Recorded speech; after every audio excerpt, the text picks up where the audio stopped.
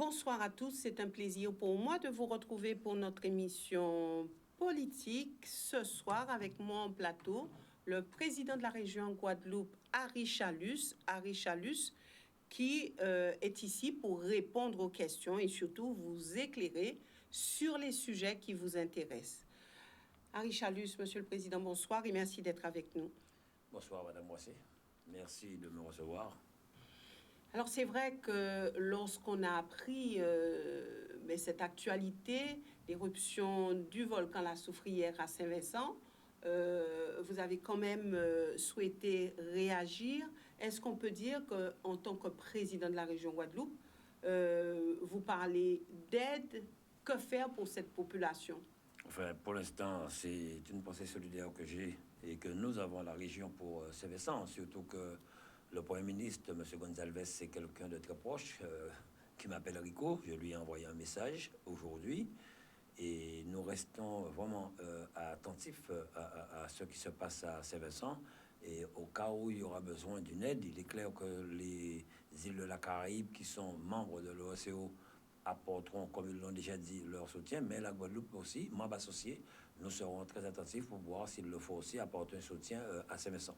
Êtes-vous soucieux par rapport à notre soufrière? Enfin, j'ai entendu notre météorologue ici. Effectivement, je suis plutôt soucieux pour Saint-Vincent. Et comme il l'a expliqué, pour nous, en principe, il n'y a pas de problème, sachant que ces volcans sont reliés. Mais nous avons quand même une oreille attentive quand même à ce qui se passe en Guadeloupe, parce qu'il est clair que quand on parle de la soufrière à Saint-Vincent, tout de suite, on pense à la soufrière à Saint-Claude. Mais on nous a rassurés aujourd'hui, donc à ce niveau-là, il n'y a pas de problème.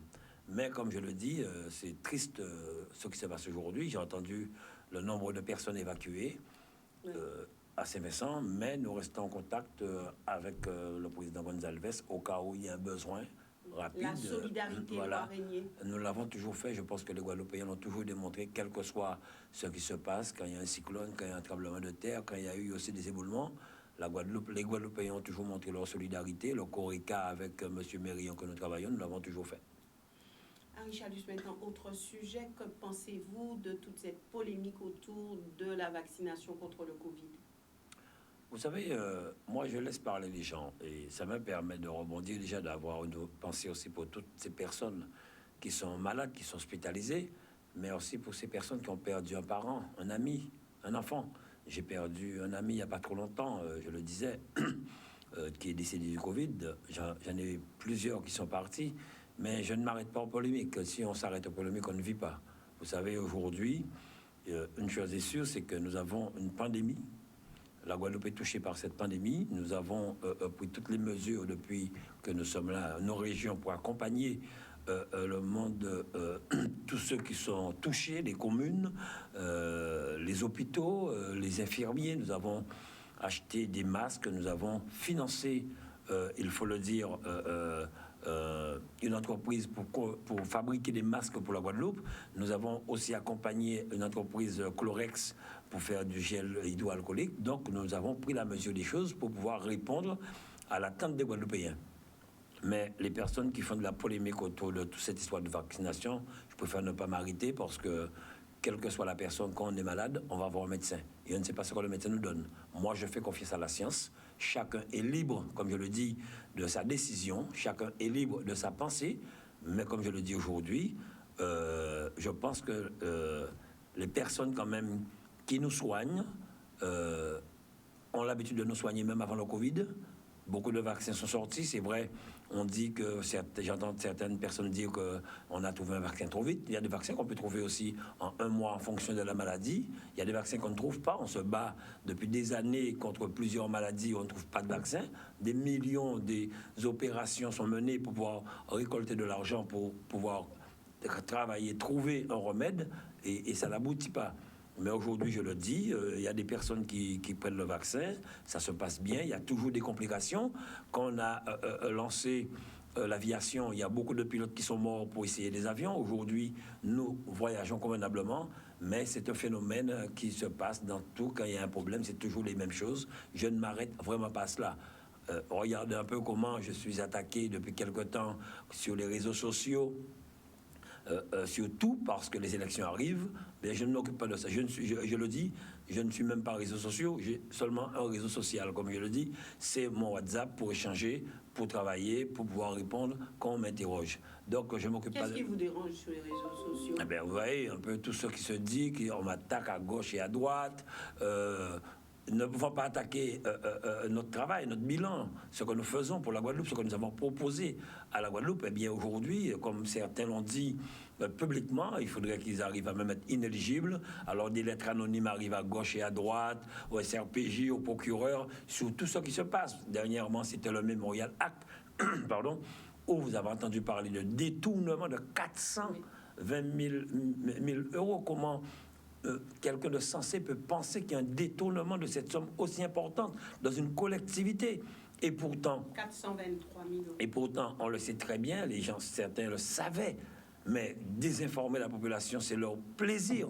Et c'est le payeur à l'époque, comme on l'a expliqué, comme le président Bridan l'a expliqué, comme il y avait un basculement de la scène patrimoniale à l'établissement public, il y avait une régie qui n'a pas eu le temps de mettre en place ce qu'il fallait, et le payeur de l'époque, M. Marty, a mis cet argent sur un compte d'attente. Le payeur de la région, c'est le payeur du Memorial Act, et ces 420 000 euros étaient sur un compte d'attente à la pairie. Alors pourquoi est-ce que tout a enflé comme ça? Les élections arrivent, vous savez, on entendra encore beaucoup de choses, hein. Les élections arrivent. Donc, quoi voulez-vous? On ne peut pas vous attaquer sur votre bilan, parce que moi, c'est ce que les Guadeloupéens me disent quand je suis sur le terrain, dans les rues, quand j'entends le plaisir qu'ils ont à voir ce qui se passe en Guadeloupe, les travaux que nous faisons dans toutes les communes de la Guadeloupe, dans tous les domaines. Et c'est ce qui est important pour moi, et c'est sur ça que je vais continuer. Mais quand je le dis tous les jours, et sincèrement, je ne m'inquiète pas de cela, ma conscience est tranquille, on peut toujours m'attaquer, je sais ce que je veux pour la Guadeloupe avec mon cœur, et je le fais avec cœur, et je continuerai à le faire, n'en déplaise à certains. Alors, concernant et rapidement... Et sur ce Covid, comme vous le dites, regardez un peu comment nous avons été solidaires à un certain moment. Regardez autour de nous comment d'autres régions où il y a cette montée de ce Covid, et en Guadeloupe quand même si effectivement on a un certain nombre de cas, mais ça se stabilise. Et si nous continuons à le faire, je pense qu'on pourra continuer à vivre convenablement. Si on se fie aux réseaux sociaux toujours, puisque maintenant les choses se passent sur les réseaux sociaux, si on se fie aux réseaux sociaux, les Guadeloupéens sont quand même frileux. Et si on voit dans les actes combien de personnes qui est conscient des risques, alors on se dit que les réseaux sociaux font leur chemin et que cette population, elle est plutôt sceptique par rapport à cette vaccination. Enfin, sceptique, on fait peur aux gens, hein. Rappelez-vous, quand il y a quelques années, on nous a demandé de choisir, de prendre nos responsabilités pour savoir si on veut une collectivité unique. Voilà, en 2003, si on veut plus d'autonomie. Certains ont fait peur à la Guadeloupe en disant que les numéros de voiture vont disparaître, qu'ils ne vont plus percevoir d'allocation. Et vous savez, quand on fait peur à certaines personnes, les gens ne savent pas, les gens ne maîtrisent pas. Et comme je le dis souvent, nous sommes là pour pouvoir informer la population, faire une éducation politique, dire ce qui est bon à cette population, et ne pas mentir et ne pas dire du n'importe quoi pour se faire mousser. Certaines personnes se font mousser parce qu'ils veulent une tribune pour se faire voir, pour se faire connaître. Et je pense que le plus simple pour moi, quand vous dites quelque chose sur les réseaux sociaux, il faudrait vous identifier, mettre votre nom. Le plus souvent, on ne sait pas qui fait quoi, qui dit quoi. Donc, je préfère ne pas regarder cela, ne pas savoir quoi que ce soit, continuer mon bonhomme de chemin avec l'équipe régionale qui travaille, et nous sommes en train de nous préparer pour pouvoir aller aux élections, poursuivre les travaux que nous avons commencés. Nous allons y arriver. Vous avez fait état de l'affaire du MACT. Est-ce qu'aujourd'hui, vous dites qu'il faut arriver à solutionner ce problème et surtout sans laisser de séquelles? Le problème est réglé. Je pense qu'aujourd'hui, tout un chacun, nous sommes unanimes à dire que nous avons un outil pour la Guadeloupe maintenant, c'est de mettre une équipe en place. La région a délibéré pour pouvoir mettre une personne par intérim. Le Cap Excellence a mis quelqu'un, et je crois qu'il y a une autre personne qui sera nommée pour pouvoir gérer l'administration. En tant que directeur?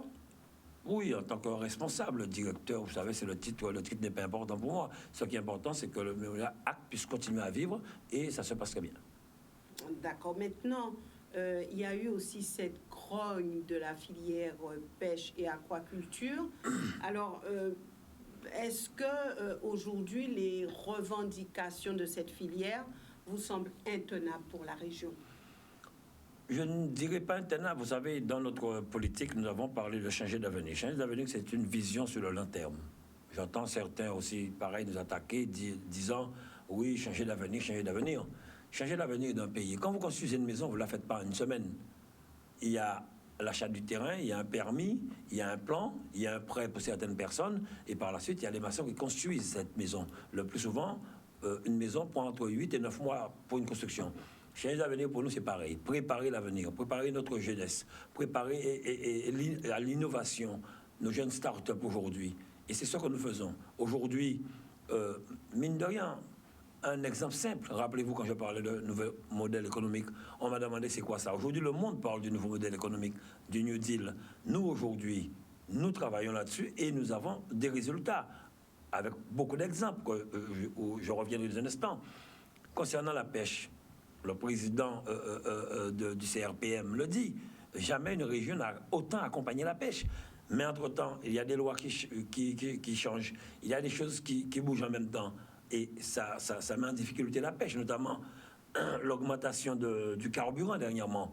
Là, oui. J'ai rencontré toutes les filières dernièrement avec mes techniciens. Nous avons discuté, nous avons demandé aux responsables de ces filières de nous dire un peu comment on peut mettre, excusez-moi, comment on peut mettre ensemble un travail de manière à ce que nous puissions les accompagner. Et nous avons même trouvé un homme, le maire Cato, il y a la maire dedans, et pour dire que c'est une cellule que nous avons mis en place pour pouvoir les accompagner. Les accompagner sur le PCS, le plan de Séoukou, où il y a certaines personnes qui ont des difficultés à monter les dossiers, nous allons les accompagner. Nous avons aussi travailler pour les mettre en place. Nous allons mettre en place, lors du budget que nous allons voter d'ici quelques jours, une aide exceptionnelle pour accompagner cette filière, parce qu'avec aussi les intempéries, ils ont eu des difficultés.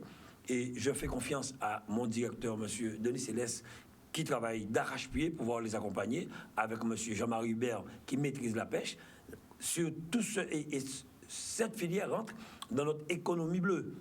C'est un point fort de notre programme, accompagner la pêche, former les jeunes au métier de la mer.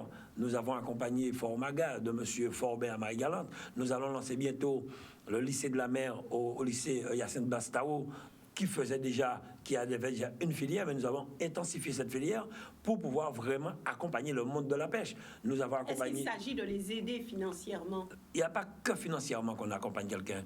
Administrativement, nous sommes en train de faire des auditions pour pouvoir recruter une quinzaine de personnes pour mettre en place une task force pour accompagner les communes, pour accompagner les filières de la pêche à monter les dossiers, à régler les problèmes, parce que la plupart des pêcheurs ici n'ont pas les mêmes moyens que ceux qui sont dans un groupement. Aujourd'hui, il y a le CRPM, il y a un syndicat, il y a aussi d'autres, il y a l'association des marins pêcheurs. Donc, nous allons accompagner toutes ces personnes. Et nous sommes là pour le faire.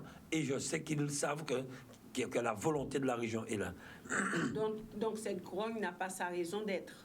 Je ne dirais pas que c'est une grogne, c'est que ce sont des pères et mères de famille qui ont rencontré des difficultés à un moment crucial où nous avons un Covid qui sévit, nous avons des intempéries qui les empêchent d'aller en mer comme il le faut. Donc, ils le savent très bien.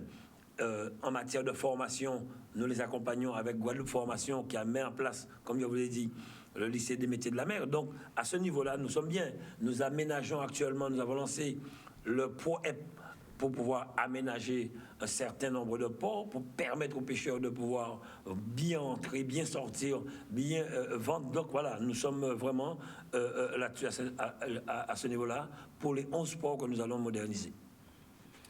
Voilà, maintenant, puisqu'il y a beaucoup de sujets à voir, maintenant, parlons de ces régionales et ça nous permettra d'aller un petit peu plus en amont sur les actions. Alors, on peut dire que les coûts viennent de toutes parts. Êtes-vous inquiet pour les prochaines régionales? Pourquoi inquiet? Vous savez, hein, nous avons depuis quand même quelque temps, je dirais, démontrer notre capacité à intervenir sur tous les dossiers de la Guadeloupe. Et il y a une chose qu'on oublie souvent. Nous sommes arrivés en 2015. nous avons géré que des conflits. Quand nous sommes arrivés, ouragan, où Saint-Martin et une partie de la Guadeloupe ont été dévastés. Nous avons eu l'arrivée des sargasses. Nous avons eu l'incendie au niveau du CHU et aujourd'hui le Covid. Et la région a su faire face, même sur des dossiers qui ne l'incombaient pas. L'eau, où nous nous sommes vraiment impliqués. Donc la région a fait son travail. Les élus, je le dis, a démontré leurs compétences. Et quand je disais souvent, il faut que le nous remplace le je, c'est vraiment nous qui avions travaillé ensemble. Chaque élu, jamais on a connu une région avec un budget de plus de 500 millions. 822 millions en 2020. Et cette année encore, avec le plan de relance, ce sera un budget vraiment attractif pour accompagner l'économie, pour relancer l'économie de la Guadeloupe. Donc, je n'ai rien à craindre. C'est la population qui décide. Cette population voit ce qui se passe aujourd'hui dans les communes. Vous savez, que ce soit en matière culturelle, tout ce que nous avons fait, comment la première fois que vous avez vu 11 metteurs en scène accompagnés, 11 films sortis en plein Covid, et nous avons un dernier que nous accompagnons qui sortira de M. Blaise sur le Rhum d'ici quelques jours. Je prends l'exemple de Timonard, je prends l'exemple de camarade Jean Vanille, qui a été primé à New York. Nous avons actuellement, en matière culturelle aussi, il faut en parler, l'ancien cinéma Rex que nous allons acheter pour pouvoir créer un centre cinématographique, former les jeunes à l'audiovisuel, avec le lycée de Pointe-Noire, où j'ai présenté cette année encore les lauréats des derniers films qui sont sortis. Donc, tout ce travail, c'est une équipe. M. Nelson, M. Brédan, qui sont à la culture, se sont impliqués. Et je le dis, nous avons des élus qui s'impliquent pour faire avancer quand même les dossiers de la Guadeloupe en matière culturelle, avec les fonds de Canal+, que nous avons signé une convention. Et ça se passe très bien. Donc, je n'ai pas d'inquiétude à avoir à ce niveau-là. Alors, nous y reviendrons tout à l'heure. Harry Chalus, alors, face à vous, le PS mettra certainement une femme, puisque les choses sont déjà annoncées. Une femme avec laquelle vous avez eu l'occasion de travailler, l'occasion de collaborer. Est-ce que ça vous fait un petit pincement de cœur de savoir que vous serez certainement face à Mme Borel-Lescertain? Vous savez, pourquoi vous dites face à moi? Je pense que moi, je suis face à la population. Quand je me suis présenté en 2015 et quand nous le referons d'ici le mois de juin, ce sera pour défendre notre bilan et parler de la continuité de ce que nous voulons faire pour la Guadeloupe. Ce changer d'avenir. Tout un chacun peut être candidat. Et ça ne me dérange pas. C'est la démocratie. Chaque personne peut faire une liste. Pourquoi? Peut-être parce que Harry Chalus est président sortant, il doit être attaqué, il doit être décrié, il doit être méprisé, insulté, et on veut salir sa personne en disant du n'importe quoi à la population. C'est pas de la politique. La politique, c'est quand même projet contre projet. Attaquer, dire. Rappelez-vous un peu, il y a quelque temps, et nous avons eu une plénière où nous avons dû voter, prendre une décision pour rembourser, je dirais, près de 10 millions aux EPCI. Mais 10 millions, c'est une manne importante concernant la taxe sur les carburants qui n'était pas versée. Les demandes ont été faites depuis 2014.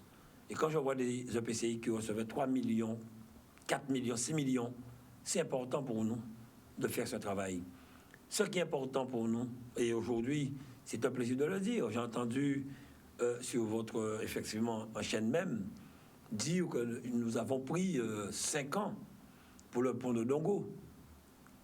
Le pont de Dongo, quand même, si les études avaient été menées convenablement, ils auraient vu qu'il y avait une canalisation d'eau qui passait à plus de 4 mètres de profondeur. Ils auraient vu qu'il y avait un câble EDF qui passait à plus de 4 mètres de profondeur. Et bien, tout cela, pour aller toucher ces câbles, il faut refaire des études qui prennent du temps. Vous pensez que l'entreprise qui a un marché prendra 4 ans pour se faire payer et il a des agents, des ouvriers à payer? Mais dire ça à la population, c'est désinformer la population. Nous avons lancé un projet de 10 millions, parce que le Dongo, c'était 2,3 millions. 10 millions pour le pont de Périn. Les étudiants ont été lancés. En 2 ans, le pont est livré. Pareil que j'ai entendu parler du pont de Laboucan, la déviation de Laboucan. Mais si le travail avait été fait, si les terrains avaient été achetés, on n'aurait pas perdu autant de temps. Parce qu'il y a la loi sur l'eau, il y a des études archéologiques. Et aujourd'hui, je pense que la population le voit. L'appel d'offres est lancé pour le pont de Laboucan, pour la structure. L'appel d'offres, c'est près de 50 millions que nous allons injecter dans l'économie du pays. Les travaux de route ont commencé. Donc, désinformer la population, je dis que c'est malhonnête et malheureux de la part de certaines personnes qui se disent responsables, qui veulent montrer leurs compétences, soi-disant, qui veulent gérer une collectivité. Qu'on nous attaque sur ce qu'on n'a pas fait, on aura des réponses à apporter. Et il n'y a pas beaucoup de choses. Mais je suis satisfait aujourd'hui de tout ce que nous faisons pour la Guadeloupe. Alors vous dites, nous irons défendre notre bilan. Vous avez annoncé depuis tantôt que vous serez candidat, quand je dis vous, vous et votre équipe, à ces élections régionales. Alors, avec qui avez-vous l'intention d'y aller? Bien, je pense que nous avons une équipe qui travaille très bien. On repartir avec la même équipe, peut-être avoir d'autres personnes. Hein. Vous avez une liste de 42 personnes, d'autres personnes qui viennent nous rencontrer. Mais comme je l'ai toujours dit en 2014, quand je me suis lancé, avec tous les Guadeloupéens qui veulent travailler pour la Guadeloupe et non se servir. Et ça, c'est important. Se sacrifier à un moment. Il faut savoir que c'est pas facile. Quand vous sortez des réunions à 22h, 1h du matin, aller sur le terrain, aller voir la misère des Guadeloupéens, savoir prendre des décisions, savoir régler. Quand, par exemple, un élu de la majorité me représente, cet élu ne m'appelle pas pour me demander si je suis d'accord ou pas. Nous avons une ligne de conduite, une politique, et bien voilà, ils savent prendre les décisions. Et je le dis, que ce soit au niveau du très haut débit, aujourd'hui, c'est une fierté. 2022, toute la Guadeloupe sera couverte. Madame Perrin a fait un travail colossal, et je suis vraiment très satisfait du travail qu'elle a fait. Les îles du Sud, actuellement, sont en chantier pour pouvoir mettre le très haut début dans chaque commune. Le raccordement a commencé. Le déploiement de la télémédecine à la Désirade, au nord Grande-Terre, au Sainte-Amarie-Galante. La technopole Audacia que nous allons lancer non loin d'ici avec l'école d'ingénieurs, la modernisation des entreprises, le chèque TIC. 132 entreprises ont bénéficié en 2020. Madame Perrin n'est jamais venue me voir pour savoir si on fait ça ou ça. Elle a porté son projet, elle a monté son dossier, elle a travaillé avec les techniciens et nous avons avancé. Sur l'énergie, Madame Célini, sur la biodiversité avec Madame Duflo. Eh bien, vous avez aujourd'hui encore sur les sargasses, la plupart des communes aujourd'hui que nous avons accompagnées, financées pour acheter des machines pour nettoyer leurs communes.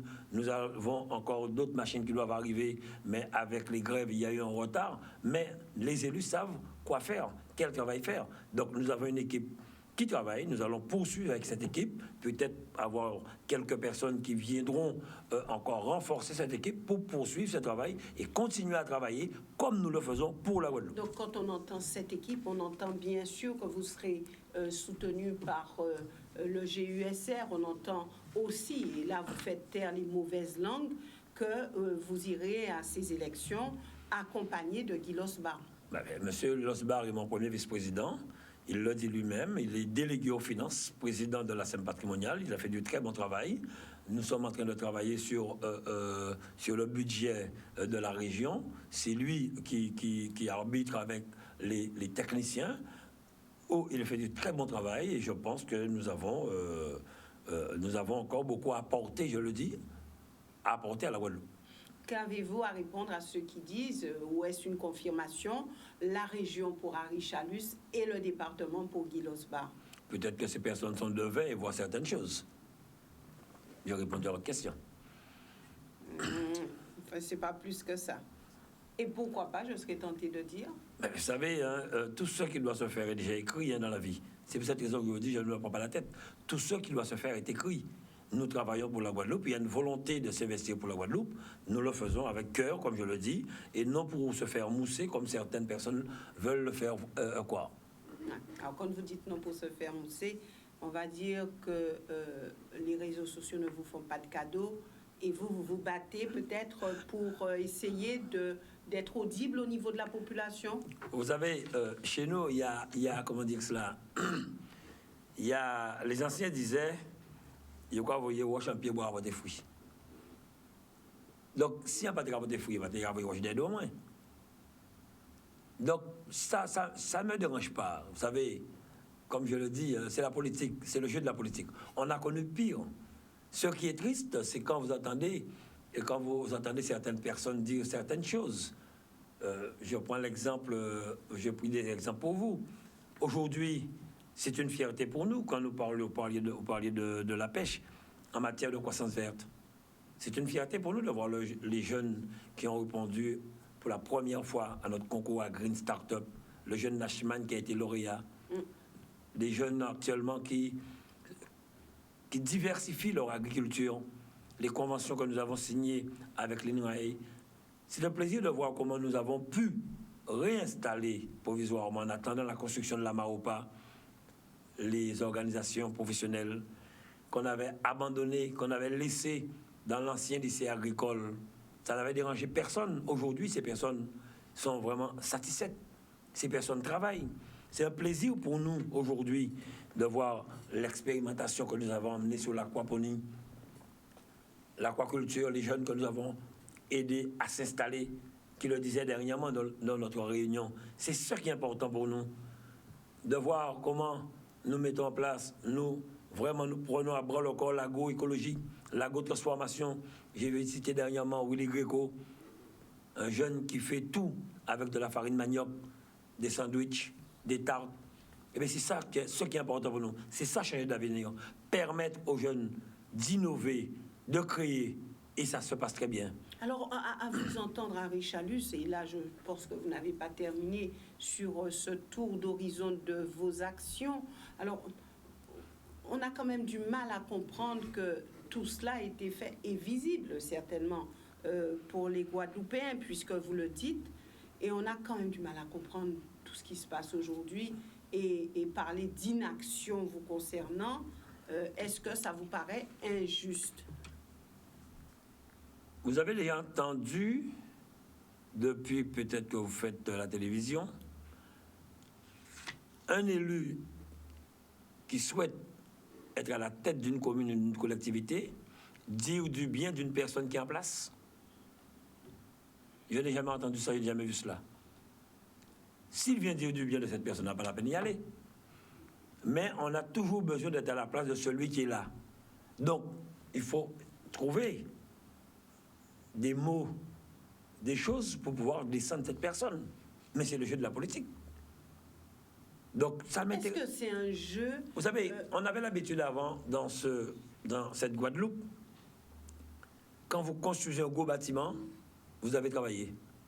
Il n'y a pas que des gros bâtiments. Les choses ont évolué. Les choses ont changé. Avant, on allait souvent au cinéma.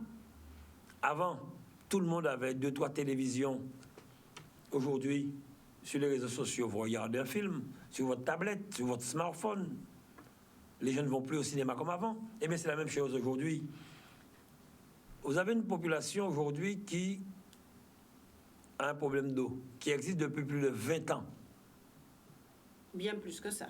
Ah ben oui, c'est bien de le dire. Mais on entend souvent parler de la région qui s'est investie. Nous avons un programme que tous les Guadeloupéens possèdent. Au-dessus, c'est porté que le coût des travaux pour l'eau avoisinera notre eau et assainissement les 900 millions. J'ai entendu ici l'ancien président dire que j'ai dit que nous allons mettre 900 millions. Et il marquait noir sur blanc. Je lui ai montré en premier. C'est désinformer la population. Mais la région qui n'est pas compétente s'est investie. Nous nous investissons. Pas parce que nous sommes la région, parce que je suis d'abord guadeloupéen, parce que ce sont d'abord mes compatriotes, ma famille qui souffre de ce problème d'eau. Et nous avons investi plus de 50% des travaux qui sont faits actuellement. Et nous sommes toujours en travaux. Dans le plan de relance de 500 millions, c'est 170 millions que nous avons mis pour l'eau, dont 70 millions cette année pour poursuivre les travaux d'eau, les canalisations, les renforcements, les compteurs. Donc, je laisse parler les gens et je continue mon bonhomme de chemin. Avec les Guadeloupéens. Avec les Guadeloupéens, parce que je sais que les Guadeloupéens nous font confiance. Quand nous parlons de soutien aux communes, je parle souvent de soutien aux communes. Jamais on a connu une région qui accompagne toutes les communes de la Guadeloupe. Allez à Marie-Galante aujourd'hui. Certains ont dit que ce n'était pas le cas, mais vous pouvez le prouver. Certains, j'aurais souhaité entendre quel est le certain. À Marie-Galante, à la Désirade, allez voir actuellement, des travaux vont commencer pour l'éclairage d'un complexe sportif, la mairie que nous avons accompagnée, les demandes des maires ont été... Laquelle mairie? La mairie de la Désirade, qui s'effritait. À Marie-Galante, les 3 communes sont en chantier. Au Sainte, les 2 communes sont en chantier. À Mornalo, la déviation, pas déviation, la voie de délestage de cluster caduc que les gens attendaient depuis des années. À Sainte-Anne, la voie de délestage pour sortir du côté de Bois-Jolan. Sur la Basse-Terre, à Pointe-à-Pitre, c'est 1,6 million de travaux que nous avons lancés pour accompagner la ville qui est en difficulté en matière de route, refaire une bonne dizaine de routes de Pointe-à-Pitre. Aux Abîmes, l'Agoparc sera financé. Nous devons rencontrer bientôt le maire pour le stade, pour d'autres projets. Nous avions, dans le cadre de la région à domicile, rencontré le maire des Abîmes. Nous avions arrêté près de 10 millions d'aides. Eh bien, nous sommes en passe de dépasser ces 10 millions. Je l'ai appelé aujourd'hui parce qu'on doit se rencontrer pour d'autres projets qu'on doit avoir ensemble. Le maire des Abîmes? Oui, le maire des Abîmes. Comme je le dis, je ne suis pas là pour seulement accompagner un maire. Je travaille pour la population. Au Lamentin, nous sommes en train... Fini. Au Lamentin, nous sommes en train de travailler sur le pont de Ravenshood. Il n'est pas normal que chaque fois qu'il y a des intempéries, on ne peut pas passer à Ravenshood. C'est près de 5 millions que ça va coûter. Et la région s'investit pour la Guadeloupe. Oui. Oui, alors vous dites, et on aura l'occasion de poursuivre sur tout cela, mais est-ce qu'aujourd'hui, on peut dire que tous ces maires sont à vos côtés pour ces prochaines élections? Je ne regarde pas. Rappelez-vous en 2014, 15, qu'est-ce que j'avais dit? C'est pas parce que vous êtes un maire que le maire peut être pour vous. J'aide la population. C'est la population qui décide. C'est la population qui souffre. Quand nous travaillons nous rencontrons le maire par respect, c'est le chef d'édilité. Il a un programme pour sa ville. Nous l'accompagnons pour pouvoir moderniser, développer sa ville. Nous le faisons, par exemple, à Trois-Rivières, à Vieux-Habitants. J'ai rencontré le maire de Vieux-Habitants sur des travaux que nous avons lancés dans toutes les communes. Nous voulons qu'il y ait un travail de proximité qui se fasse dans chaque commune. Maintenant, c'est à la population de savoir si la région joue son rôle convenablement, car je l'ai toujours dit, accompagner les 32 communes de la Guadeloupe, c'est accompagner la région Guadeloupe.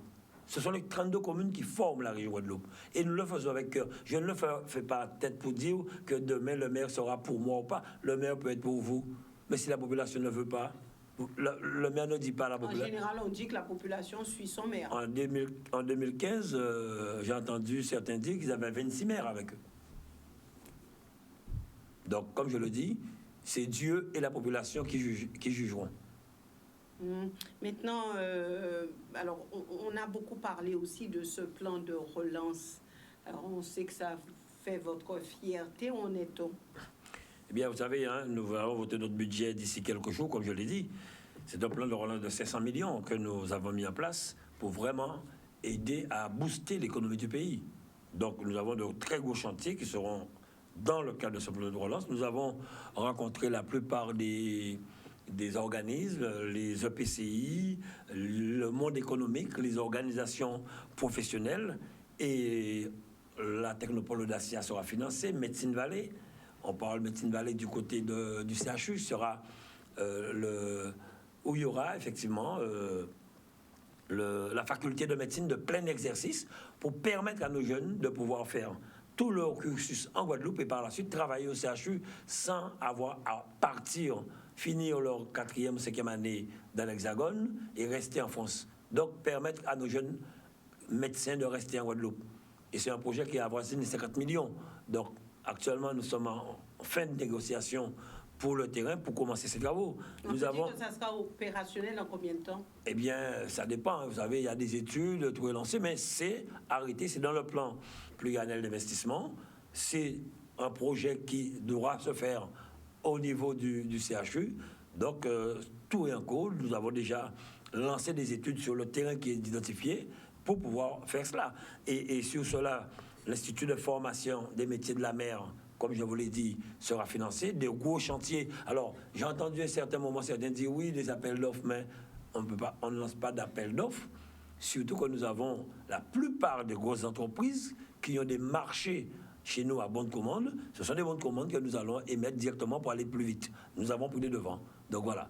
Nous avons la construction des gymnases de Marie-Galante que vous avez dû voir dernièrement. Vous avez un journaliste là qui avance très bien. Morne-à-l'eau, on attend juste la signature de la DEAL pour pouvoir finir, pouvoir démarrer les travaux. L'entreprise a sa commande déjà, le terrain identifié, tout est fait, le permis est délivré.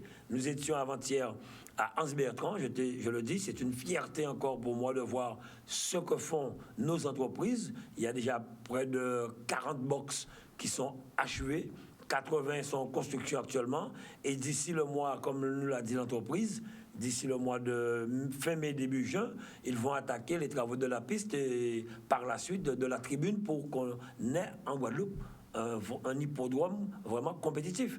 Donc, à ce niveau-là, sachez bien que dans le cadre du plan de relance, nous sommes bien. Nous avons tous les projets, le ProEP, les 11 sports que je vous ai parlé, que nous allons aménager. Et rassurez-vous que nous serons vraiment en attaque à ce niveau-là. Alors, où en est la région financièrement? Est-ce que vous aurez les moyens de vos ambitions? Vous savez, nous sommes dans une période très critique où même les communes, les agglomérations ont subi quand même, comment on veut le dire, une diminution des dotations avec ce Covid. L'État a promis de compenser, nous avons déjà reçu une part, mais nous perdions, nous l'avons dit, près de 20 millions dans le cadre des taxes sur les billets d'avion, sur le carburant et sur l'octroi de mer. Mais comme je l'ai dit, dès qu'il s'agit de l'intérêt de la Guadeloupe, rien ne m'empêchera de peut-être dégrader notre capacité d'emprunt pour pouvoir faire un prêt, pour pouvoir relancer l'économie du pays. Nous allons revenir. Et ça veut dire que vous êtes en difficulté actuellement? Non, non, non, nous ne sommes pas en difficulté, mais nous ferons un prêt pour pouvoir rebooster l'économie du pays dans le budget qui vient. Un prêt de combien? On ne sait pas encore, les techniciens sont en train de travailler, mais nous avons, je vous l'ai dit, un plan de relance de 500 millions. Donc l'an dernier, nous avions 492 millions d'investissements. Je pense que cette année, nous serons encore largement au-dessus pour permettre à l'économie de la Guadeloupe de rebondir et éviter qu'il y ait des licenciements.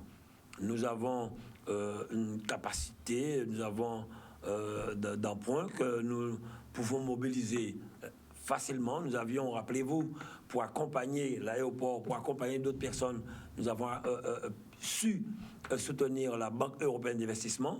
Nous avons des banques qui nous font confiance parce que nous avons une bonne gestion. Mais comme je le dis, nous ferons un prêt pour pouvoir vraiment répondre à l'attente de l'économie de notre pays. Beaucoup souffrent. Vous avez vu les aides que nous avons apportées au monde événementiel, aux restaurateurs, mais c'est pas tout, ils perdent. Ils sont pas sortis parce que nous ne sommes pas sortis du Covid. S'il faut le refaire, nous allons recommencer. Il y en a beaucoup, il y a ceux qui n'ont peut-être pas reçu parce qu'ils ne le savaient pas. Nous avons les sargasses qui encore reviennent massivement, vous l'avez entendu, au niveau de Marie-Galante. Nous avons pendant 2 années accompagné les restaurateurs, les hôteliers, nous le referons s'il le faut. Nous sommes responsables de l'économie. S'il faut effectivement, comme je le dis, prendre des mesures fortes, et nous le ferons pour accompagner l'économie de notre pays, nous le ferons.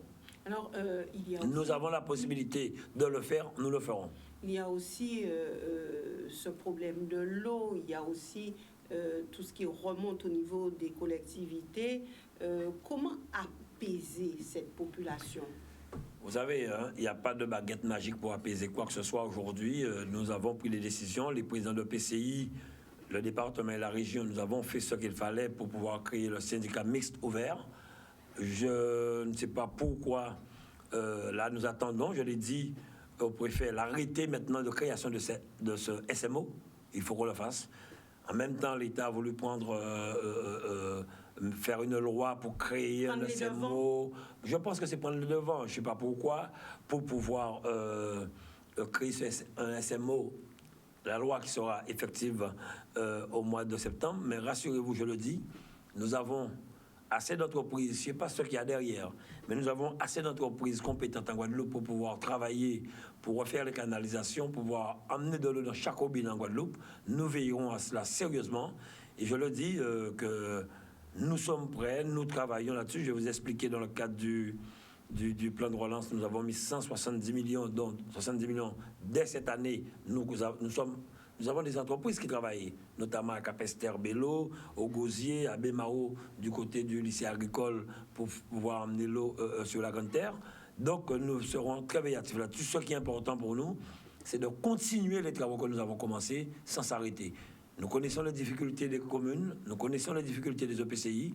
La région apporte son concours, le département apporte son concours. Donc, c'est à nous d'être patients. C'est vrai, c'est difficile, mais il faut être patient. Mais il ne faudrait pas qu'on s'arrête là. Il ne faudrait pas qu'on puisse se tirer dans les pattes. Il faut qu'on puisse continuer ces travaux pour soulager un moment. Avez-vous déjà noté une amélioration au niveau de ce problème? Il y a une amélioration, mais vous avez vu ce qui s'est passé dernièrement avec les... on a vandalisé, je crois, un réservoir. Tout ça encore, c'est pas sérieux, je crois, du côté de Saint-François. Mais ce sont les administrés qui vont encore souffrir. Donc, il faudrait aller vite pour pouvoir réparer et rebalancer ce réservoir. Mais comme je le dis, certains parlent de solidarité de la bouche, mais ça ne sort pas du cœur. Et c'est ce qui est important. C'est le cœur qui est important. Quand vous parlez de quelque chose, quand vous faites quelque chose, si vous le faites avec votre cœur, vous le faites bien et vous le faites pour les autres. Alors là, on va se dire qu'il y a les prochaines élections. La population parle de plus en plus de ses élus. La population a de plus en plus d'attentes. Alors, est-ce que vous avez eu le sentiment d'avoir changé le quotidien des Guadeloupéens? Est-ce que aujourd'hui, vous pouvez dire avec fierté, j'ai œuvré et j'ai pu mettre un petit peu de baume au cœur de mes compatriotes guadeloupéens? Oui, je peux dire que nous avons commencé à changer beaucoup de choses. Et les Guadeloupéens le voient, le sentent.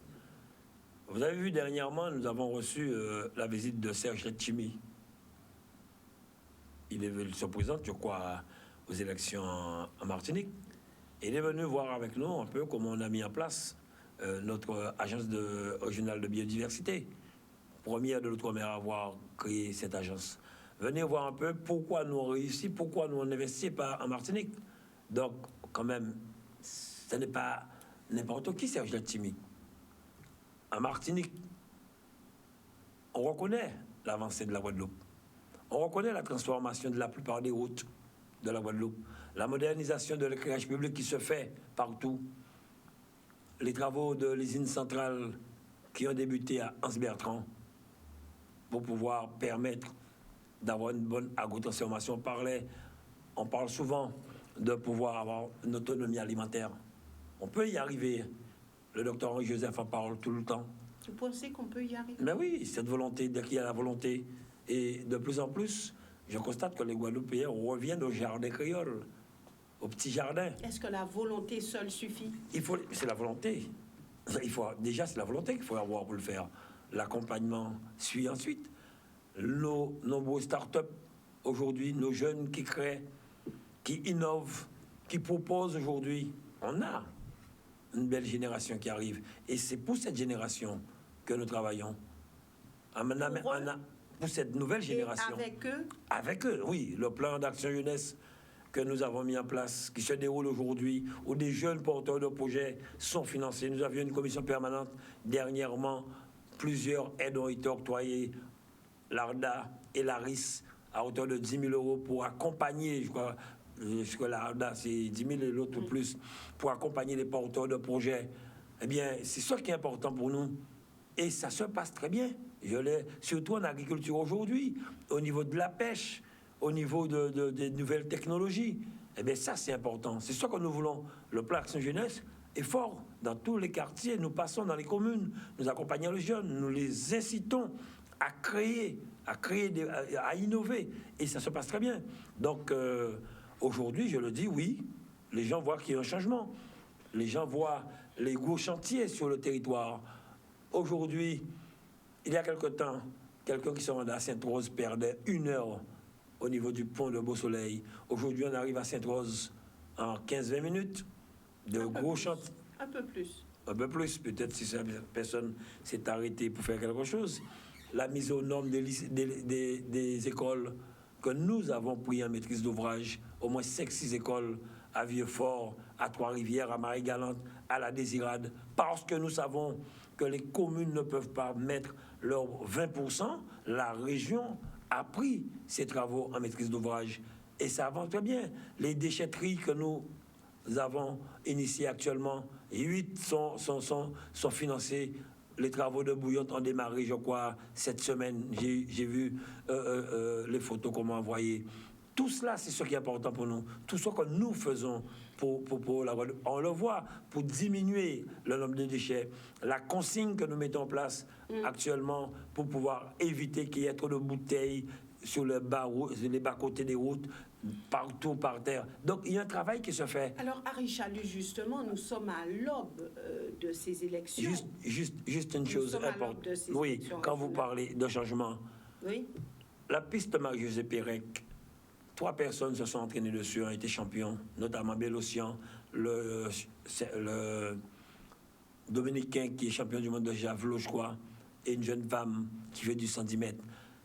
La salle d'escrime qui est en construction actuellement, le terrain de football qui va être refait, la pelouse qui va être refaite. Donc, on voit qu'il y a des choses qui se font en Guadeloupe. On voit. Guadeloupe, alors, terre de champions. S'il fallait faire un bâtiment, un muséum important, on aurait pu faire, non. Nous faisons ce qu'attendent les Guadeloupéens avec les Guadeloupéens. Et c'est ce qui est important. Faire avec. Il n'y a pas fait baillot pour dire, mais ça nous croit pas. Non. En fonction. L'arrivée à domicile, c'était une expérience magnifique. Rencontrer les maires, les élus d'une commune, qu'est-ce qu'ils ont besoin, qu'est-ce qu'on fait. C'est une fierté. C'est une fierté quand vous traversez Petit Canal. Harry Chalus, c'est peut-être, c'est vrai, se sortir de cette affaire de Covid, c'est avoir du travail, avoir un mieux-être, être plus apaisé, je le dis. Vous savez, permettre... Est-ce que vous, en tant qu'élu, vous pouvez leur offrir cela? L'élu n'est pas là pour offrir, l'élu est là pour mettre les conditions pour créer de l'emploi. Donner du travail aux entreprises, c'est permettre à ces entreprises de recruter certaines personnes. Quand une entreprise, par exemple, a un marché de 10 millions pour le pont de Pirin, c'est une cinquantaine de personnes qui travaillent. Nous lançons, je vous les ai parlé, nous avons lancé l'appel d'offres pour le pont de la Boucan. C'est au moins autour de 50 millions. Ça, c'est donner du travail. Permettre aux pêcheurs de pouvoir sortir dans de bonnes conditions pour aller pêcher et revenir vendre leur prise. Eh bien, si ça marche bien demain, ils recrutent du monde. Quand vous accompagnez des jeunes qui ont repris une entreprise, comme ça se fait dans toute la Guadeloupe, à Jarry, aux Abîmes, à Basse-Terre, quand vous accompagnez des entreprises sur des aides régionaux, sur des fonds européens, eh bien, c'est permettre à ces entreprises de fructifier et de recruter du monde. Quand nous avons accompagné, par exemple, des entreprises qui nous disent qu'on a recruté 3-4 personnes, c'est un plaisir pour nous. Et c'est ça qui est important. Permettre la création de la richesse et de l'emploi. Rappelez-vous une chose qu'on ne dit pas. Avant le Covid, là, juste avant le Covid, nous avons une très belle croissance de 3%. Et je me vantais en disant mieux que l'Hexagone. Nous avons une diminution du chômage. Rappelez-vous, nous avions signé des conventions avec des compagnies aériennes pour aller en Belgique, pour JetBlue qui venait en Guadeloupe. Mais ce sont des emplois que nous créons. Air Belgium qui devait recruter du monde. Mais c'est le Covid qui a enrayé certaines choses. Mais j'ai bon espoir que ça repartira. Donc rassurez-vous, nous sommes confiants. Nous sommes mieux que les autres, mais on peut encore aller mieux, on peut faire encore mieux. Et nous continuerons. J'ai eu un appel d'une dame ce soir qui me disait de ne pas oublier de vous poser cette question concernant les jeunes qui ont réussi à leur Master 2 et qui sont des doctorants et qui n'ont pas encore leur bourse. Et cette dame me disait que c'est un cri d'alarme parce que ces jeunes sont en difficulté. Alors, elle me dit des bourses promises par la région. Nous avons eu 7 doctorants que nous avons accompagnés qui ont reçu leur bourse. Donc, les promesses ont été tenues. Oui, je pense que ce que vous dites, ce sont peut-être... Nous avons voté des AIF, des aides individuelles à la formation. La semaine dernière, une nouvelle vague qui qui arrivait. Donc s'il y a quelque chose, je verrai cela. Mais à ce niveau-là... Vous accompagnez oui, le oui, doctorant? nous le faisons naturellement. Ça se fait naturellement. Il peut y avoir un retard, je ne sais pas. La région a été fermée pendant un certain temps. Et j'espère que ça passe là, parce que par rapport aux communes, le payeur de la région se trouve à l'intérieur de la région. Donc si le payeur ne peut pas entrer, il peut avoir du retard. Mais je ne pense pas que ce soit cela. Mais je vais vérifier ça dès demain matin, ce soir. Alors avec votre franc-parler, est-ce que vous n'avez pas l'impression que pour ces prochaines élections, qui sont dans pas très longtemps, est-ce qu'il y aura de la place pour afficher un programme, ou est-ce que ce ne sera peut-être pas plus à essayer d'expliquer, à essayer de se justifier, qui peut-être fera la différence? Vous savez, j'ai confiance en la population guadeloupéenne, rassurez-vous. Parce que les Guadeloupéens ne sont pas dupes et voient. Vous savez, à un certain moment, on parle beaucoup de violence, de délinquance. Vous entendez les gens dire des jeunes, les jeunes. Mais quand on parle de ça, c'est une fine partie de jeunes. La grande majorité de nos jeunes sont des jeunes bien, qui font du bon travail, qui veulent arriver, qui veulent créer. Et bien, c'est pareil en politique. Ceux qui disent des bêtises, ceux qui nous attaquent, pour moi, c'est une fine partie. La grande majorité de la population guadeloupéenne se rend compte bien qu'il y a une équipe qui travaille pour la Guadeloupe et pour les Guadeloupéens. Une équipe qui a envie de faire avancer les choses. Une équipe qui se donne. Rappelez-vous l'an dernier, nous avons accompagné Caraïbes Melonnier pour les permettre d'acheminer du melon dans l'Hexagone. On a eu tellement de critiques que nous accompagnions, je sais pas qui. Nous avons été il y a 2 jours à Caraïbes Melonnier qui nous a invités pour voir un peu à quoi a servi les aides apportées, la modernisation de cette entreprise. Avant, les ouvriers posaient le melon à la main pour mettre dans des bacs pour les laver. Aujourd'hui, ils ont un appareil qui prend 1 tonne de melon qui met dans des bacs pour les laver. 60 personnes travaillent dans l'entreprise. 300 personnes travaillent sur le terrain.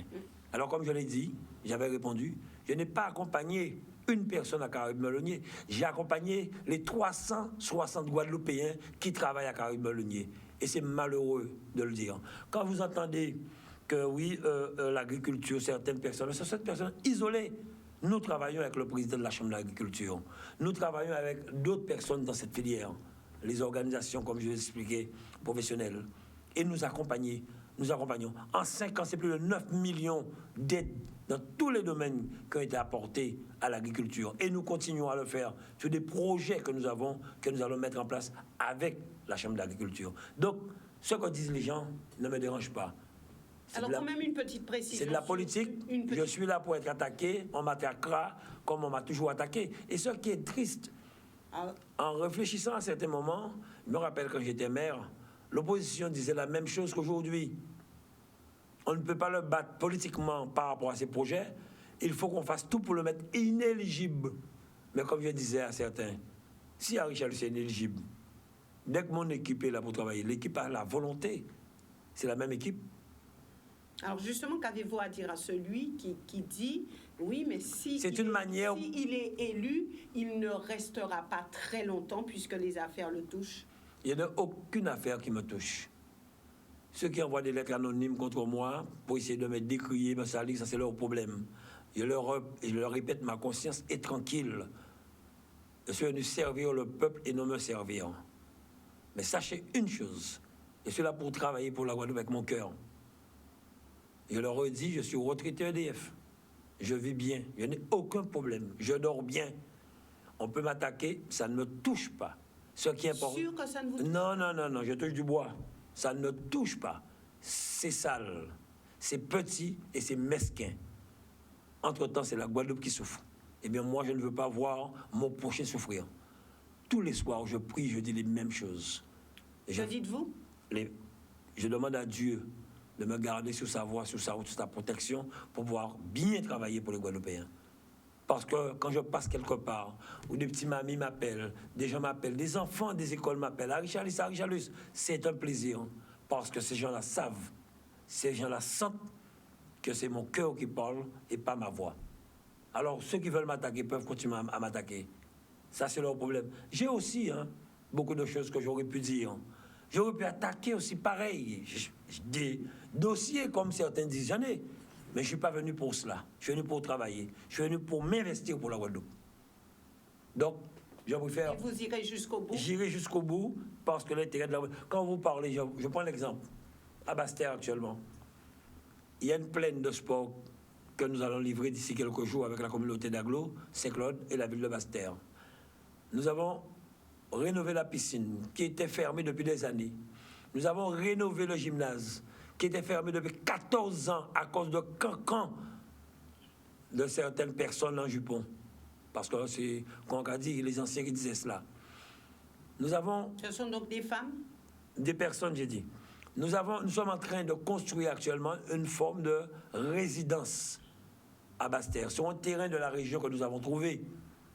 Si vous voulez, la maison de DGS que nous avons trouvée sur 1,7 hectare, nous allons faire une salle pour pouvoir accueillir près de 1000 personnes pour que la Basse-Terre puisse avoir une salle pour des réceptions importantes, remise de médailles, diplômes pour les jeunes, comme ça se fait à la résidence départementale, pour équilibrer le territoire. À Saint-Claude, nous avons refait plein de choses. Donc, quand j'entends certaines personnes dire, je me demande qu'est-ce qui a été fait ces derniers temps. Nous étions en train de dire, moi souvent je demande aux techniciens de la région de faire plus. Le DGS de la région, M. Boucard, et le DGA, M. Bon, que j'ai trouvé là, ils m'ont dit, Président, vous vous flagellez. Jamais une région n'a fait dans une première mandature ce que vous faites aujourd'hui. En Cabaronois, tous les deux, ils étaient là. Ils m'ont dit, jamais une région n'a fait en 6 ans ce que vous faites aujourd'hui. Nous avons repris la carrière, enfin, je dirais, la situation du personnel en mettant en place le RIF 7. Le DRH me disait avant-hier que les agents toucheront, je ne sais pas, une prime, je ne sais pas quoi, que jamais ils ont connu au niveau de la région. Parce que je le dis haut et fort. Faites attention avec les primes, non. J'ai Faites demandé... attention avec les primes, hein. Il n'y a pas de prime. Je pense que les techniciens qui ont fait des études pour gérer ce qui est ressources humaines connaissent mieux leur travail que moi. Je demande une seule chose, je le dis haut et fort, à ce qu'on donne à la région, au personnel, tout ce que la loi dit, et en retour demander à ce que ce personnel fasse son devoir. C'est tout. Je n'ai pas à me misser dans ce qui se passe. Ce que je veux, c'est qu'un personnel qui est bien se lève le matin bien pour aller remplir sa journée. Et je l'ai toujours dit. Il faut que les gens soient bien payés. Il n'y a pas histoire de bien payer, que le salaire aille avec le travail. En collectivité, il y a des lois qui existent, voilà, il faut les appliquer. Pas seulement en collectivité, hein, il y a des conventions collectives qui cadrent quand même les salaires. On était sur tous les conflits. On s'est engagé, on a participé, on a pu enrayer des conflits durs des deux carrières. On s'est mouillé pour la Guadeloupe, parce que les deux carrières, si ça avait perduré, eh bien, ce sont des entreprises qui auraient fermé, des artisans qui auraient déposé le bilan. Nous avons actuellement, nous avons plus de 10 millions qui sont actuellement en chantier sur la rénovation de l'habitat dans la plupart des communes de la Guadeloupe. Eh bien, ces artisans n'avaient pas de sable, n'avaient pas de gravier pour travailler. Eh bien, je suis fier actuellement de voir, et ils le disent, M. Nagam Alan le dit, c'est la première fois de l'histoire que des artisans, une 50aine d'artisans travaillent pour la région, pour l'amélioration de l'habitat. Donc, à ce niveau-là, nous savons ce que nous faisons, nous continuons à le faire. Alors maintenant, nous sommes presque arrivés au terme de cette émission, malheureusement. Donc, on se dit que les uns et les autres se positionnent pour ces prochaines élections. Ils ont le droit. Il y a déjà à peu près 7 listes qui se préparent, voire peut-être un petit peu plus. Est-ce qu'il n'est pas nécessaire, selon vous, de rassembler? Est-ce qu'il n'est pas nécessaire de mettre ensemble les forces, en tout cas une majorité de forces politiques? Moi, je pense que la Guadeloupe a besoin de personnes qui veulent s'investir, comme je le dis souvent. Et c'est clair, hein, c'est vrai qu'il y a des personnes qui se disent prêtes à aller aux élections, en espérant peut-être que certaines personnes iront les voir pour dire non, venez avec moi, ne faites pas ça. Et comme le disait un de vos bons amis, Ibo Simon, tout le monde avait tête de lisse, il n'y avait pas coup d'alice, il n'y avait pas genou à lisse. Vous savez, comme je le dis moi, je l'ai toujours dit aux élus avec qui je travaille, nous sommes là pour faire un travail ensemble, nous sommes sur le même bateau.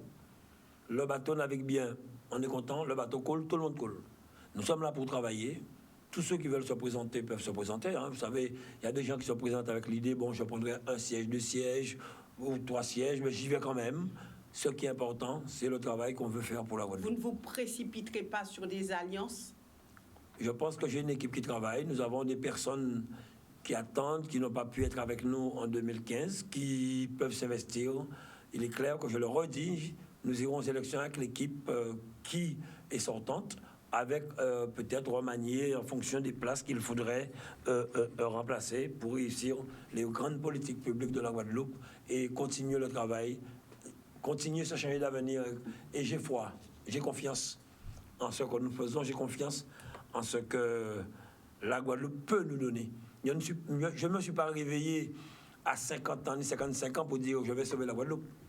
Je me suis investi depuis mon plus jeune âge. Je me rappelle, à l'époque de l'USBM, ma mère, j'avais quoi, 7-8 ans, ma mère faisait un jardin derrière le grand centre commercial. Et c'est moi qui avais le jardin veille. Eh bien, elle a été récoltée suivre, carottes, laitiers. En tout cas, Yvan Bay, à l'entour stade-là, pendant le match, elle achetait des limonades, coca, bière. En tout cas, Yvan Bay, avant-il, quasi à la tête à moins. Le bonhomme, monsieur Simon Nichols, qui s'occupait du terrain. Tous les jours, j'étais sur le terrain avec lui. Quand il y avait des matchs, je marquais à la chaux le terrain avec lui. Je me suis toujours investi, j'ai toujours été quelqu'un d'entrepreneur, que ce soit dans toute association. Parce que voir les gens heureux, voir les gens s'exprimer, voir les gens s'épanouir, c'est une force pour notre pays, pour notre commune, pour le lieu où nous sommes. Mais j'aime pas voir les choses sales. J'aime pas voir les gens dans la misère, dans la pauvreté. Aujourd'hui, vous voyez des Guadeloupéens heureux? Beaucoup de Guadeloupéens heureux. Il y en a qui se souffrent toujours, oui. Et il y en aura toujours, non? La vie, elle est comme cela. Les pays les plus riches, vous les voyez. Mais si nous pouvons leur tendre la main, à chaque personne que nous allons tendre la main pour relever cette personne, je suis d'accord. Et je le dis tous les jours. J'ai rencontré quelqu'un dernièrement à Capester qui me disait... J'allais sur pas changer moi, il a dit non. Il a dit, non, madame, t'es crié très tard le soir parce qu'il était une difficulté en France, c'est Timonaï. Il était une difficulté et il dit, quoi, on peut faire des bisons, billet pour partir en France. Il a laissé Maria ici, mais foyer, il dit, vous pouvez partir en France tout seul. Envoyé dans une agence. Je n'étais pas encore à la région, hein. Je parle il y a au moins 10 ans. J'ai appelé l'agence. Il m'a demandé ma carte, j'ai payé 2 billets d'avion pour ce bonhomme.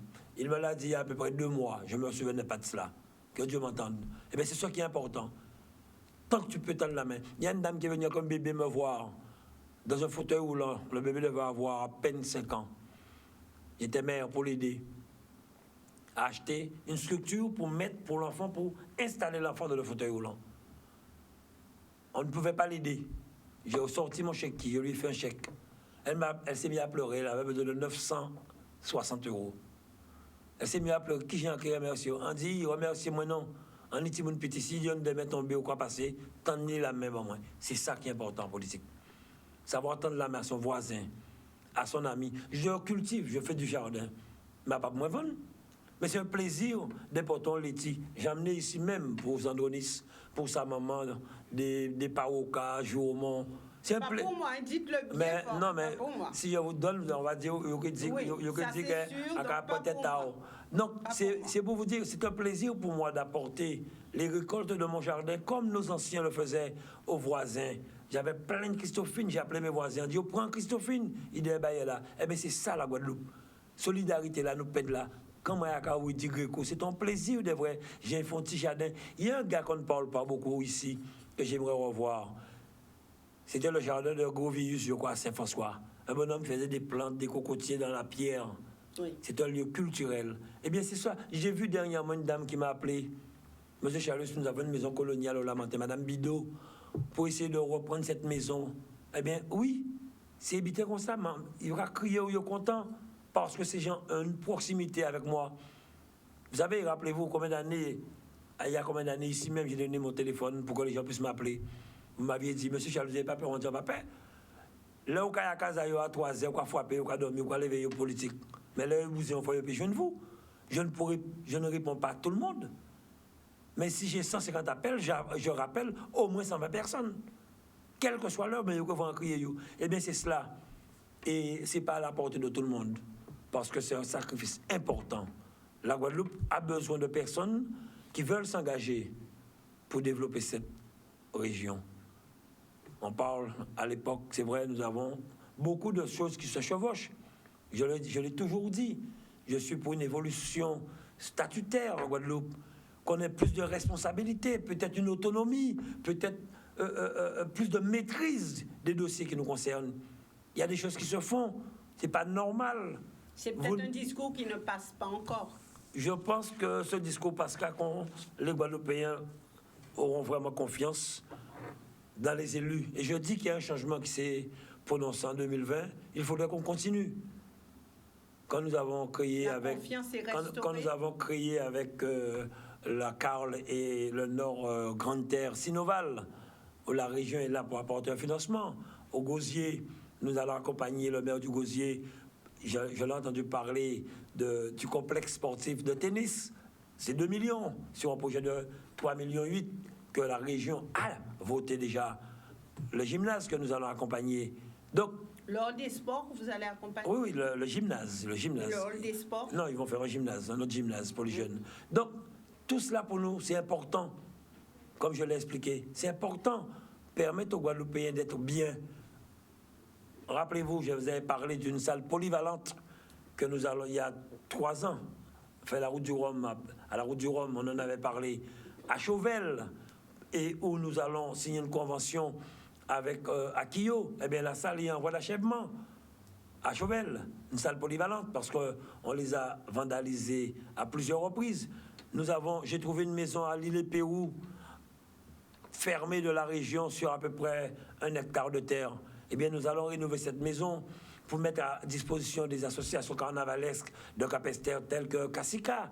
À Basse-Terre, nous avons au moins 12 villas sur 3-5 000 mètres carrés fermées où certaines personnes habitaient, sans qu'on leur dise quoi que ce soit, sans qu'ils ne paient quoi que ce soit. Aujourd'hui, on va payer, et ceux qui sont partis, eh bien, ces maisons, nous allons les récupérer pour mettre à disposition d'associations comme Vukum, qui ont plus de 40 ans d'exercice. Donc, c'est ça, accompagner les Guadeloupéens. Et c'est une aide importante. Donc, rassurez-vous. Votre message ce soir, puisque nous sommes arrivés au terme de cette émission? Moi, le message, c'est, comme je le dis souvent, la solidarité, c'est un mot fort qui doit sortir du cœur. La Guadeloupe, c'est une très belle région. Nous sommes mieux que les autres et je peux en dire quelque chose. Mais nous pouvons aller encore plus loin. Si pour cette vraie solidarité, c'est un mot qui sort du cœur. Si on a envie vraiment de vivre ensemble. J'ai un ancien qui m'avait dit une chose importante. Pas j'ai collé pour mon chalice. On pas collé pour mon. On peut m'attaquer. On pas collé mon. Pas j'ai collé et pour mon. On peut coller pour mon. Parce que l'air tombé, mon là qui a passé là au bousin, tant de vous la main pour aider. Jamais au cassé, ou bien faire entrer en pierre, ou bien font accident de voiture, ou bien au canaillé, mon là au bousin aider. Et au passage, qui moun qui paie là? Faut jamais oublier cela. Et cet homme m'avait dit, là au canaillé, quoi, voyons un grand morceau fait rouge, bah, qui a brûlé. Ou que Tchembe, parce que il n'y a rien pour Tchembe, c'est au canaillé. Eh bien, moi, je ne me fâche pas avec les gens. On peut m'attaquer, c'est le jeu de la politique. Mais je pense que. Est-ce que c'est un jeu? Non, moi, ça c'est le. Non, moi je ne le fais pas.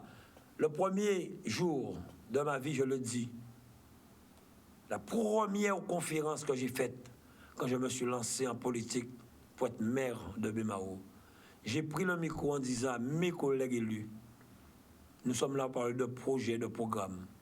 J'interdis à qui que ce soit de mépriser, d'insulter, de dénigrer un Bémaossien. Et les élus qui sont là avec moi à la région aujourd'hui peuvent vous dire que j'ai dit la même chose.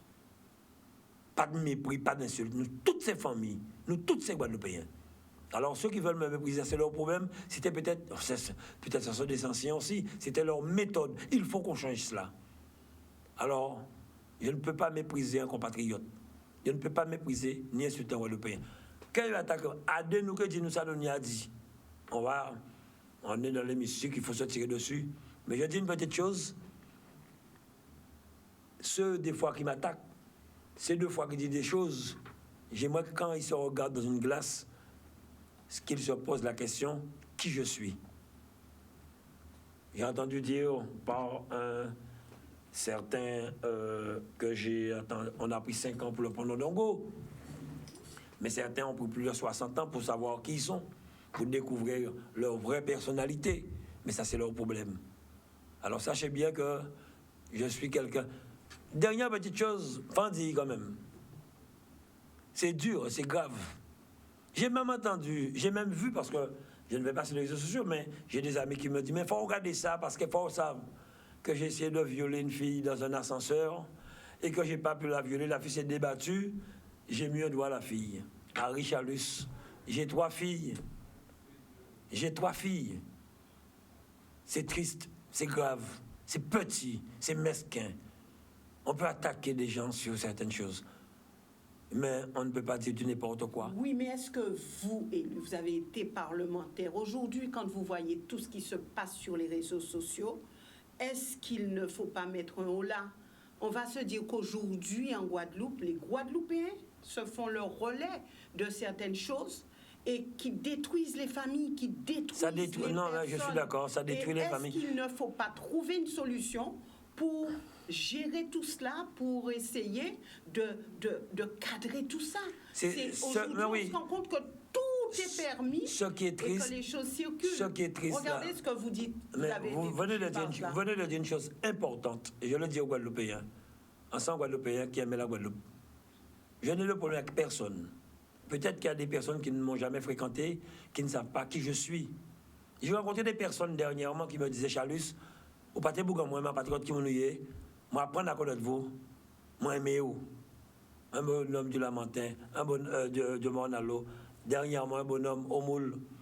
Les gens ne se rendent pas compte comment on peut détruire une famille, détruire quelqu'un, faire du mal à quelqu'un. Et ces mêmes personnes, ils payent pour qu'elles fait famille à mal. Quand des gendarmes, quand des policiers sont dans la rue en train de faire leur travail, vous savez que la police, les forces de l'ordre n'ont pas droit à la grève. Je prends l'exemple au niveau de l'Hexagone. Ils sont attaqués, des pavés sont lancés sur les forces de l'ordre. Ça fait de la peine. Pourquoi je vous le dis? Les mêmes jeunes qui lancent des pavés sur les forces de l'ordre, qui disent qu'il faut casser des gendarmes, casser des policiers. Ces mêmes jeunes ont un frère, un cousin, policier à Marseille, policier à Nice, et n'accepteront pas qu'on puisse les attaquer. Il faut oublier ça. Ces gens-là font leur travail. Et quand on est attaqué, quand on a un problème chez nous, qu'est-ce qu'on dit?